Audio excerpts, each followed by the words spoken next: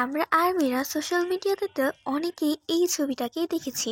আর ছবিটিকে সাধারণ দেখতে মনে হলো এর পিছনে লুকিয়ে আছে একটি রহস্য বা একটি ঘটনা। তোমরা যদি এই ঘটনা সম্পর্কে না জেনে থাকো তাহলে আজকের ভিডিওটি তোমার জন্যই। তো চলো ভিডিওটি শুরু করা যাক। 2018 সালের মে মাসের 11 তারিখ রাত 8টায় বিটিএসরা তাদের কনসার্টের জন্য সবাই রেডি হচ্ছিল। তখনই আননোন নাম্বার থেকে একটি কল আসে, যেখানে তাদেরকে বলা হয়েছিল যে জিমিন যখন কনসার্টে তখনই তাকে শ্যুট করা হবে বা তাকে মেরে ফেলার জন্য যে কোনো কিছু করা হবে। তখন বিটিএস মেম্বাররা অনেক বেশি চিন্তায় পড়ে যায় যে কি করা যায়।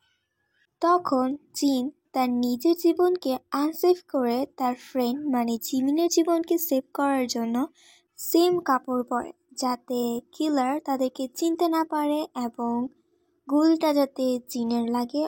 আশা করি আমি আপনাদেরকে এই কথাটা বোঝাতে পেরেছি যে জিমিনের লাইফ সেভ করার জন্য জিন নিজের লাইফকে আনসেভ করে দেয় এবং যে জিমিনকে মারতে চেয়েছিল তার যাতে কনফিউজের মধ্যে পড়ে যায় যে কোনটা জিন এবং কোনটা জিমিন।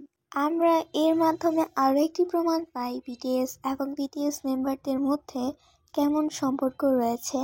এমন বন্ধুত্ব যাতে তাদের মধ্যে সারা জীবন থাকে, এটারই কামনা করব আমরা।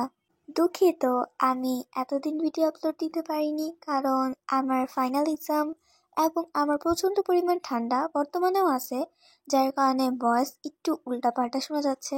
প্লাস আমি গ্রামের বাড়িতেও যাব, মানে নানুর বাড়িতে যাব, তো এইসব কারণে ভিডিও দিতে পারছিলাম না। আর যেহেতু সামনে নানুর বাড়িতে যাব, তো আরও ভিডিও দিতে পারবো না, তাই ভাবলাম আজকে একটা ভিডিও আপলোড দেওয়া যাক। তো এই ছিল আজকের ভিডিও। আশা করি আপনাদের কাছে ভালো লেগেছে। যদি ভালো লেগে থাকে আমার চ্যানেলটিকে সাবস্ক্রাইব করে আমার পাশেই থাকবেন। আল্লাহ হাফিজ এভরিওয়ান, বাই।